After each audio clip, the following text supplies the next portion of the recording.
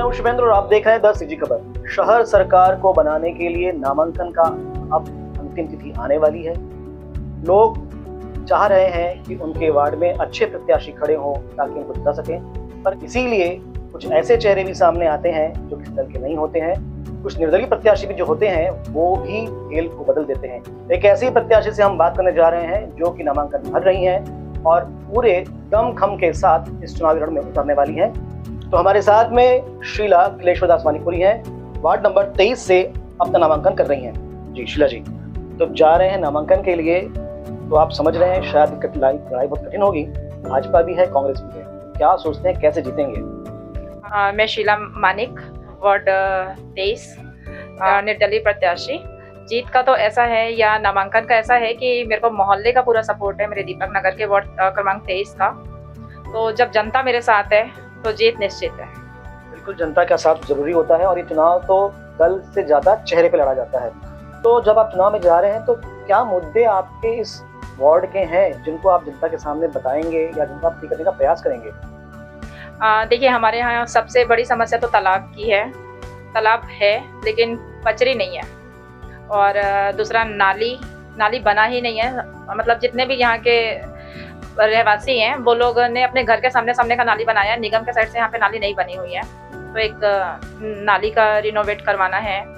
और दीपक नगर में गली नंबर 3 में जो हनुमान मंदिर है वो भवन भी थोड़ा सा जंजर हो गया है, तो उसे रिनोवेट कराना है।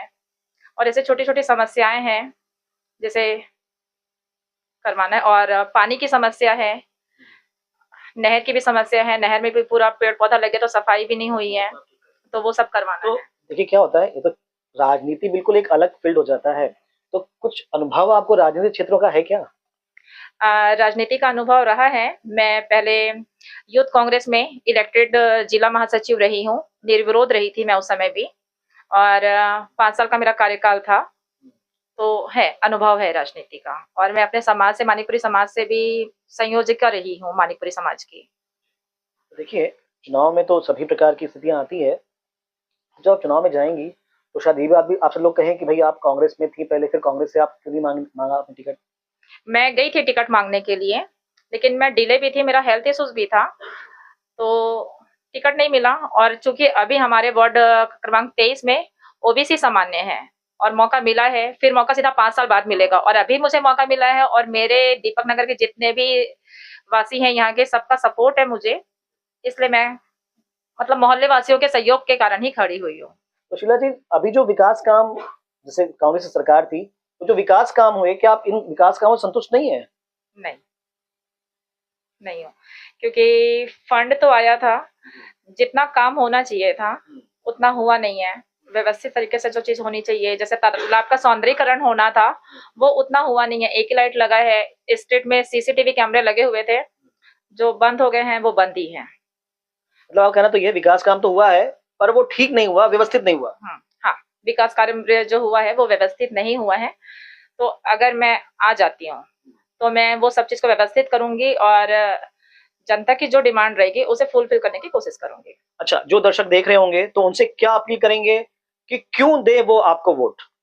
मैं अपने दीपक नगर वार्ड क्रमांक 23 के वासियों से अपील करना चाहती हूँ कि हमने दोनों, जितनी बड़ी पार्टी है कांग्रेस और बीजेपी, दोनों का कार्यकाल देखा हुआ है, तो जनता उससे संतुष्ट नहीं है। तो मैं चाहती हूँ कि एक बार नए चेहरे को भी मौका मिलना चाहिए। और चूंकि छत्तीसगढ़ है ये, तो छत्तीसगढ़ के मूल निवासी जो हैं उनको मौका मिलना चाहिए। बोलते हैं छत्तीसगढ़िया सबसे बढ़िया।